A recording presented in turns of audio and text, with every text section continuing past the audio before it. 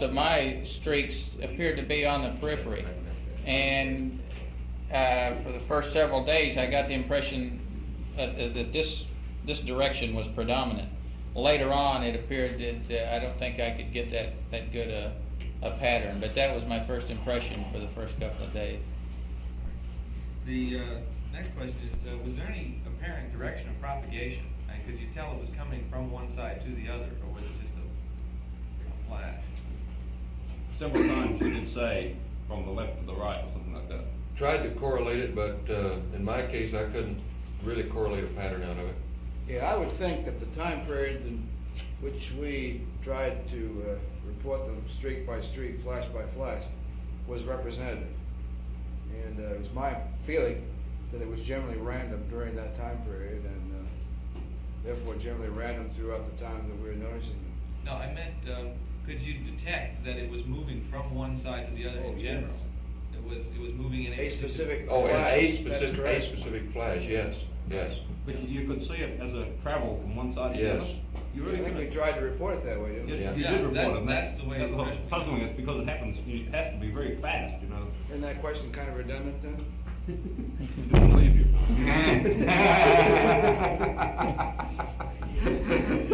Was there some character to these flashes that had some aspect of direction? I mean, were they all the same rod shaped, or did they have a tail on them? Well, what I saw, what I reported as a streak was simply that. Now maybe the way we determined the direction subconsciously was that it was a ball of light moving in a direction, leaving a tail. But I can't say that for sure. All I reported was a streak, and I had the impression of it moving from one direction to the other. And I reported that direction, and I can't clarify it much more than that. Do you want to? Maybe while you're asking a question, if we just douse the lights, I think they can see this in the darkened room.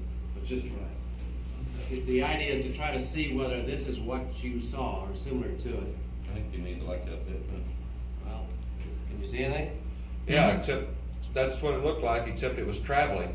In other words, it started out and it definitely progressed across Yeah, the field of view. Direction of motion per individual. Was it that bright? Yeah, except you're not traveling. It was traveling. You saw it as a point that made a streak. I never did see two simultaneously either. Neither did I.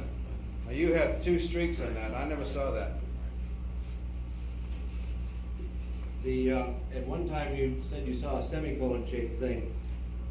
So what? A semicolon shaped object. This was in the first report. Before the I never did. If I reported it, that's what I saw, but I don't remember it. Did you see anything that looked like this? All I can say is whatever was reported is what I saw.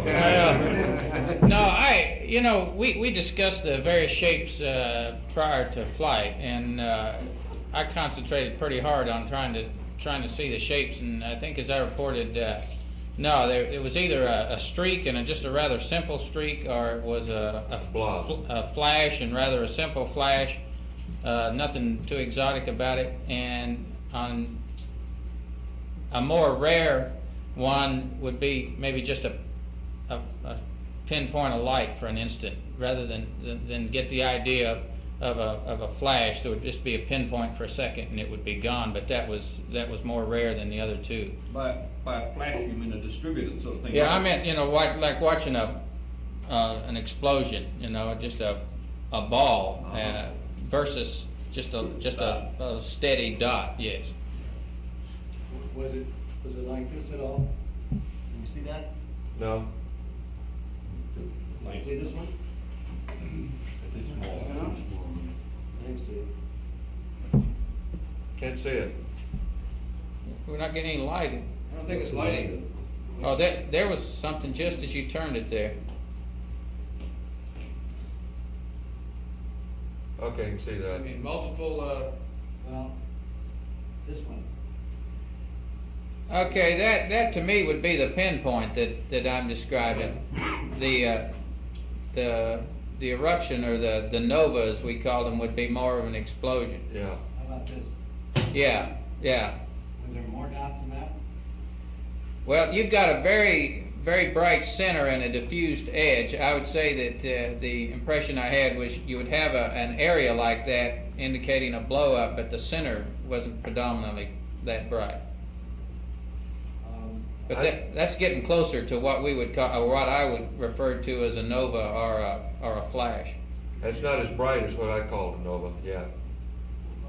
Ed, was your nova an explosion like this or a discrete bright flash?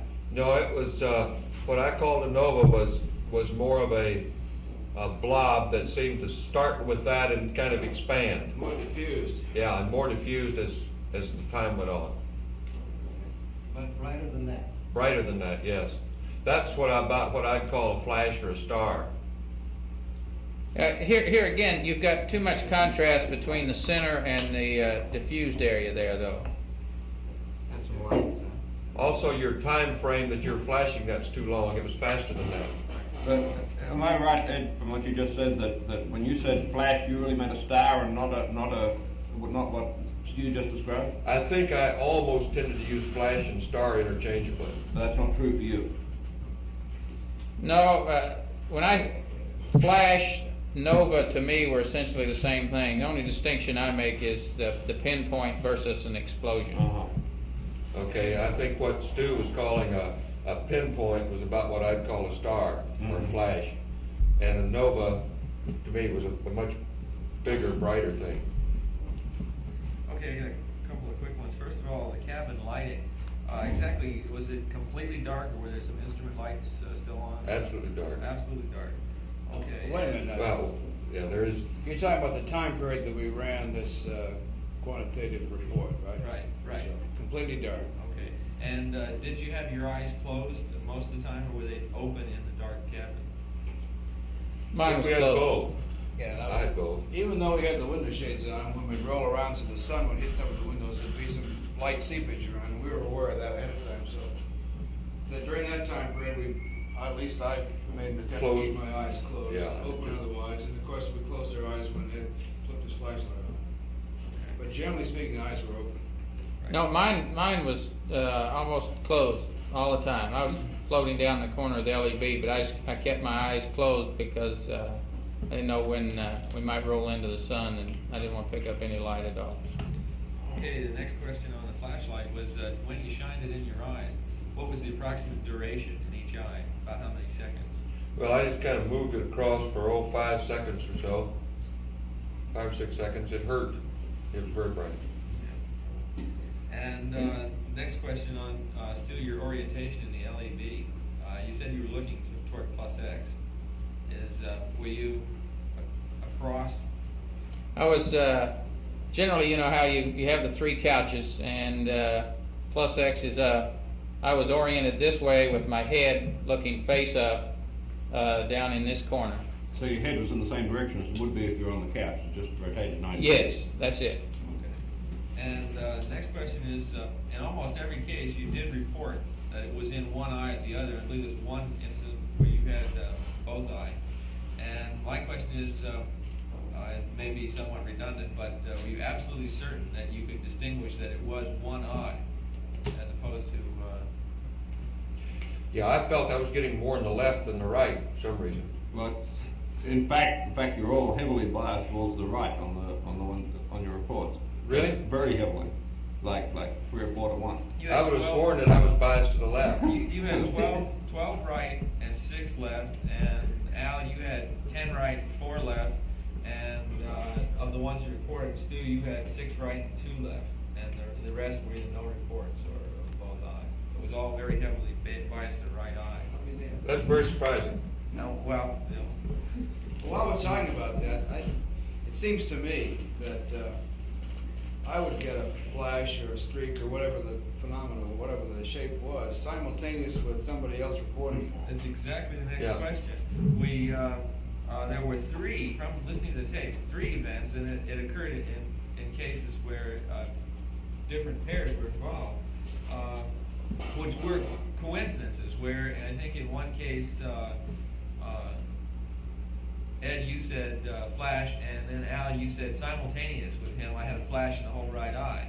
Now, my question would be, when it was simultaneous, was it after he began speaking, or was it in fact, was his words good enough for you to have been a mark on your flash? Well, certainly within a fraction of a second, I think it was simultaneous. Yeah, the couple of times it happened to me, it was his mark or whoever's Right. mark it was good enough.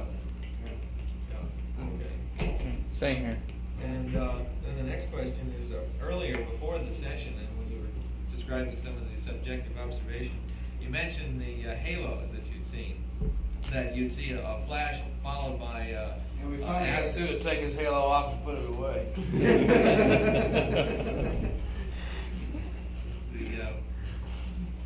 Excuse me, I'm sorry. Well, okay. Now the after effects, were they present most of the time? Did you have cognizance of a spike and then a sort of a glow afterwards? Only on what I call the nova or the supernova. Is that true for you too, Stu? I didn't really notice a halo effect myself. I guess I'm not sure what we're calling the halo effect. You mean a diffused brightness? More like an afterglow than a halo. Did I call any of those? I sure don't remember it. No, I think Ed described it. Yeah, I don't think I saw any of those. Okay. And the other question we had was, do you remember making any observations in lunar orbit? It's not. I know there were no formal periods, but any just informal. You know, I thought about that on the way back, and I was so tired that night that I really don't remember seeing any flashes, but I didn't look for any either. So I guess the question would be, I consciously did not see any, but I wouldn't take that as a data point. Okay, that's fine. And then the final question that I have is, after our formal session, that was at about 191 GET. You then had a sleep period later on. Do you remember whether you saw any during that sleep period closer in? It's significant whether you're inside the magnetopole Yeah. or not.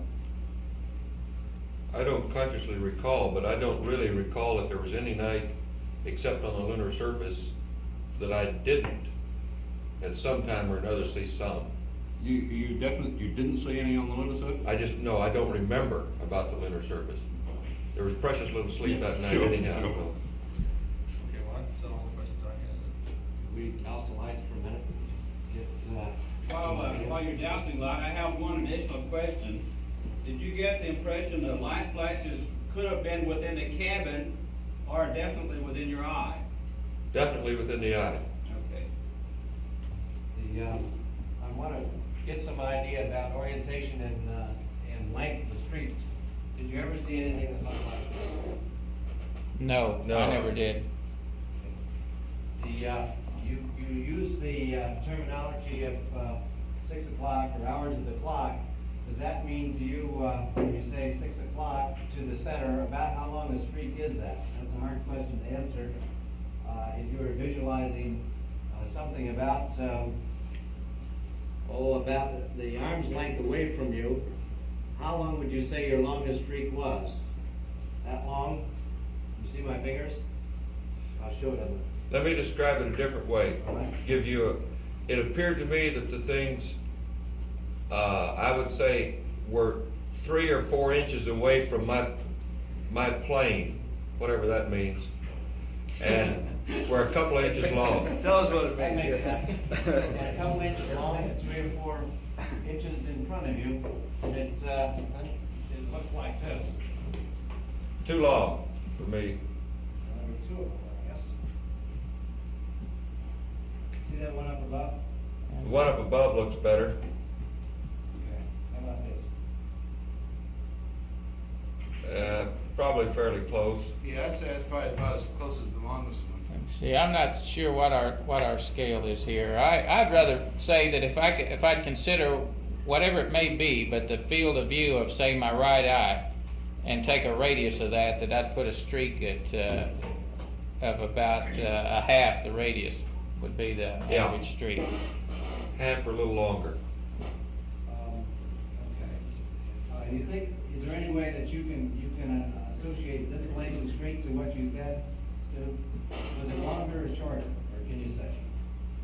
Well, it would depend on how big a circle I want to draw from my field of view. Yeah, I saw streaks that long because with my eyes closed, I imagine a rather big field of view here in my eye. So yeah, I'd see streaks that long. One time you said you saw streaks oriented in a certain direction. Do you remember that? Which Yes, direction? the way you had it, bring it on up that way. And Ed, what about you? Well, I think I had them from several directions, and I reported them as moving from one direction to the other at that time. There were several of them, though. How about Al? Any particular direction, up and down, left and right? I didn't notice any preferred orientation, and here again, I think it try to express the length of the arc of the flash in terms of the peripheral field. And if you're talking about a horizontal peripheral field as being somewhere in the vicinity of 150 to 160 degrees, then in some cases the light flashes would go across as much as 50 or 60 degrees of that. Yeah, that's interesting. Were the light flashes broken in the center? In some cases they were. In some cases I had the feeling it was two dots, one immediately following the other, giving the impression of right to left, or top to bottom, or bottom to top, or left to right. The point is, you see that the retina is so curved that if you draw a straight line, you can't get too long. You shouldn't be able to get too long a streak without breaking out of the retina again. You know, in the plane of the retina, because it's shaped like that. But it has some depth, does it not? Now, if it had been any longer than that, if it just is on the retina. Can't hear that. Through a couple of portions. Can't hear you. It should not have been any longer than what I showed you if it just went through the retina as one track. But if it went through a couple of eyes, then you'd have the impression of a long streak. That's why we're interested in the character. I have one more about the cloud that you saw. This is a new phenomenon which we hadn't expected. Can you describe this lightning behind the cloud? I think it occurred, I reported it a couple of times, and it appeared, as I recall, to be down low on one eye or the other, and it was just a diffuse lighting. Any color? White, silver. If you were out in the country and looking at the horizon and there was lightning behind a cloud, was it like that? Except generally if you do that, you can see a streak behind the cloud. There was no streak, it was just a diffuse lighting. Simulator, something like that. We have a little gizmo that will simulate that sort of phosphene. When you get out of quarantine, maybe have a look at it. I have one last attempt to try to do the cloud here. You douse the lights a minute. Good job. Hey, still wet. Was it anything like that? I didn't see it. It's pretty dim cloud, right? Hey, I'm not dark adapted, I still don't see it.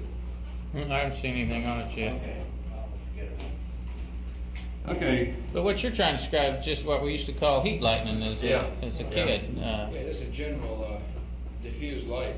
Yeah. You didn't see the relief of the cloud, did you? No, not necessarily, no. It's just a blob of light. The one final question, we did voice up to your question about whether you noticed any other sensations besides flashes, which was the reason for asking that was that if it was, did you feel any tingling or find yourself twitching or hear anything? The reason for that is that if it is an interaction back in the brain, then your other senses are just about as sensitive as your visual sense, and maybe you should feel something, but you never noticed anything. Didn't notice it. Didn't notice any sensation. There's two things to think about. Did you notice your thumb itching or your lips twitching? Particular. In particular. No? Never looked for it either. Well, it's, these are suggestive questions, and the fact that you say no is significant. You can press on with different parts of the anatomy, you might get a yes, but it has nothing to do with Well, those are probably the two biggest cross sections for. If there's something significant about your thumbs or your lips, maybe you should warn people to look for that, because I don't know, unless it's going to be so obvious that you would. Are you saying you itch all over? Well, sometimes you might think you should be, feel very comfortable. Okay, thanks very much. So, I think I said to Ed yesterday that you really did provide an enormously improved amount of data on this phenomenon than we've had in any previous flights. It's great. Well, I would add this, that I think that's the way you really have to go, is to take a definite period, set it aside to do it, because otherwise it's so random and so many other things going through your mind that it's the only way you get anything quantitative out of it. However, you did a remarkable job of concentrating on that length of time. Do you feel that was being unreasonable to ask you to do that without you going to sleep or something like that? It's a pretty boring thing to do, just sitting there lying watching it. Do you think we should be that in planning for doing this sort of thing on future missions, that we shouldn't try and do much more than we try to get you to do, because it's just too much just to sit there lying there trying to concentrate that length of Well, time? if you can find a time period during the flight when the crews don't have anything else to do, I think it's reasonable to suggest that, yeah. Uh-huh. I don't think I would do it before a sleep period or when they're tired or they'll go to sleep on you. Yeah. Yeah, and I think along that line, Phil, by the time if you talk a little bit pre-flight like we did, and then the phenomena is there, because your first sleep period, or the first time you get the spacecraft dark and close your eyes, you're going to see flashes, and so then that sort of sparks your curiosity a little more, and then when they say let's settle down and count them, well, I think you're agreeable to it. Fine. Okay. Hey, one other comment on that, and I'm not even sure that it's related, but I really think that this is just a general impression, that if I would look at say the glow of the wristwatch or something like that, and then close my eyes again, I'd almost always see a flash. And I tried then to correlate looking at say a crack through the window shade, or looking at my watch or something, and then closing my eyes, and I really came to the impression that the two may have been correlated, but I never really looked at it enough to say that for sure. But I think there was a correlation between seeing a light of something like this and then closing your eyes, and pretty soon you'd pick up that flash. That's an important observation. If the action is directly in the bipolar or the retina cells, the outer segment, you might expect it to behave the way electrical phosphines do, rather than just from light, which takes dark adaptation. What do you think about that, Ed? I'm not quite sure what your point is. I was going to make the comment that with respect to the flashes, putting the flashlight in my eyes did not seem to destroy my dark adaptation. Now, what that means, I don't know. Did you do like that? Yep. That slow? Or that fast? Yep, for some time. You certainly wiped out some of the nerves. I wiped out something. Wiped it all out. I'm not sure that's true, Chuck. How long did you do it? You should wipe it all out. A couple of minutes, minute, A minute, back and forth like this. About 5 seconds per track. something like that. Yeah. Hey, now I know what during- you're saying, though, is that the reason you think you didn't knock it all out is because you could still see the flashes? Is that what you're saying? Well, the cockpit looked different. Remember, I was doing this eyes open. And it seemed like, with just what I consider dark adaptation, that I was more dark adapted, that I dark adapted much sooner after doing that than I did when we started the experiment. You would. That figures. Yeah. Sure. Yeah, that you would do. Because you wipe out the cones less with that, just with the flashlight you do with the tungsten light or something else. Hey, I'd like to make sure that on this dark adaptation. Now, I know during the formal hour or 40 minutes, whatever it was, that Ed was shining the light.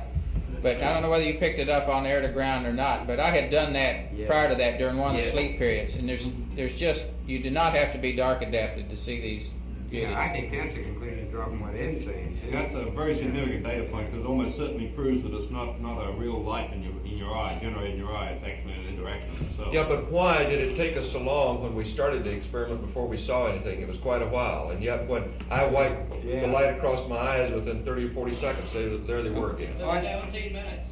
Pardon? 17 minutes. No response from you. Yeah, But when I did it with the flashlight, within 30 or 40 seconds, they were right there Well, again. you said that they were fainter, they seemed fainter than they had on previous times that you'd observed them, and there definitely is a threshold effect of some sort, because you saw twice as many during that period as the other two did. And I think maybe it's just, my guess was when you didn't see them and then you started to see them regularly, was that it was just that they were fainter, they seemed fainter than you expected, and so it took you a while to sort of get your attention down to fainter ones than what you were looking for. Well, that may be the case, except they did indeed appear fainter in the beginning. And it wasn't a matter of looking for fainter objects, they were brighter after a while. Question for you, Al? And they didn't diminish in brightness when I did the flashlight across my eyes. They were still just as bright 30 seconds later as they had been before I used the flashlight. And that's why I'm questioning the dark adaptation bit. Either I didn't wipe the dark adaptation out, or there is something related to dark adaptation that influences the phenomenon. I don't understand it. Doesn't make sense. That doggone time period that we did it, and the few flashes we saw was very surprising to me. And we talked about this and we commented on it at the time. Boy, it seemed like you'd wake up during a sleep period, and They were all over the place. now here again, maybe I'd lose track of time. You're laying there in the dark cabin, and maybe it was longer than what I thought, but it just seemed like that. There's abundance of flashes, and I was amazed when it took 17 minutes to see a flash. I thought any time that you wanted to close your eyes, you were going to and concentrate on it, you were going to see these things. That's why I suggest that you really ought to set a time period aside, because it is such a random function as far as I'm concerned, that to try to do it on a non-quantitative basis is awfully tough. Yeah. Plus the fact that I think that each individual is going to report at different levels of activity too. I had the feeling there was maybe some little faint things that I would sort of see that I didn't want to talk about because I couldn't define them as a flash. Yeah, I had those too. So I think also it's a good idea to do it this way, because your subjective impression is not necessarily right. Like you felt that you saw more of them in your left eye than your right, and that wasn't true. It was wrong. Apparently. So we need to get the data real time. When you go to sleep at night, do you see any of these things? Most people do see something as they're going to sleep in a darkened room. They can't get to sleep right away. Down here. I think everybody does. certainly, I don't know. Yeah, you got lights blinking around, in your eyes if you get in a real dark room occasionally. But maybe it's because we'd never really concentrated on looking for this particular type of phenomenon. These phenomena that you saw were different from the ones that you see once in a while. Oh, Certainly definitely. a lot more frequent. Yeah. No question about that. How about in brightness? About what? Brightness. It's hard to say. Yeah. I guess I'll make a note to see if I see any of those, from here on. But I certainly haven't since we've been back. But here again, and Ed mentioned this, and I agree with him, but it's another subjective thing, that the flashes you see when you wake up in the middle of the night as a whole appear to be brighter than the flashes as a whole during that experiment that we did during the day. And I'm like Al, I was a little reluctant to call anything except a very positive flash during that time frame. I wanted to make really sure that was indeed a mark at the time that I called it. But those that you saw during the middle of the night appeared to be brighter, and like I say, appeared to be more of them. But here again, you may lay there for an hour and you think it's 5-10 minutes or something. I don't know. Maybe you lose track of the time, but it's a subjective thing. Ed saw one blue flash. Did anyone else see color? No. Wait a minute. No, that wasn't blue. It was a silver, a blue-white sort Like of a thing. blue diamond, you said. Like a blue diamond. Was that the brightest that you saw? I don't recall it was the brightest, no. Has anybody been hit in the head and seen stars? Yeah. You have? Yeah. Were these anything like that? I think I'm more concentrating on the pain. When you go to bed tonight, if you in a dark room, if you just knuckle your eyeballs, you should see flashes, and it might be worth trying that to see whether they look like the same sort Yeah, of. we cry a lot in here. Okay. No, I'll say, you know, if you can get the next cruise interested, Phil, you know, it makes a great topic of conversation, and, you know, during the flight, you got nothing else to talk about, you can talk about light flashes, so, you know, I think if you get the crew's curiosity aroused, why, it's a good deal. Well, I think the interest, the pressure on the subject which is built up is such that there will be some formal experiment on 15. It's probably the way to go. Okay. Thanks very much. Thank you. Now, we'll keep back in touch with you and let you know what we're gonna do with this other thing and what we're gonna do, how things are coming time-wise for the end of the business too. For the what, Chuck? For the totally, you know what the date is, you know what the time is now? 07:31 on Saturday, Oh. The release time, you mean? yeah. Work on springing us early, Chuck. Somebody said that 21 days ended up on Saturday morning, yeah. Yeah. Oh, we've been led to believe otherwise, Chuck. In the debriefing plan, it says 0800 the 26th on Friday. Deke says we get out Friday morning. Yeah, he called me yesterday. Yeah, he called me last night. He says, "How the hell did we ever get this number in here?" I said, "I don't know where you got that number." Well, the radiation people are here. We're talking about release and all that kind of business. Can we get a hack on when they're going to get total body counts?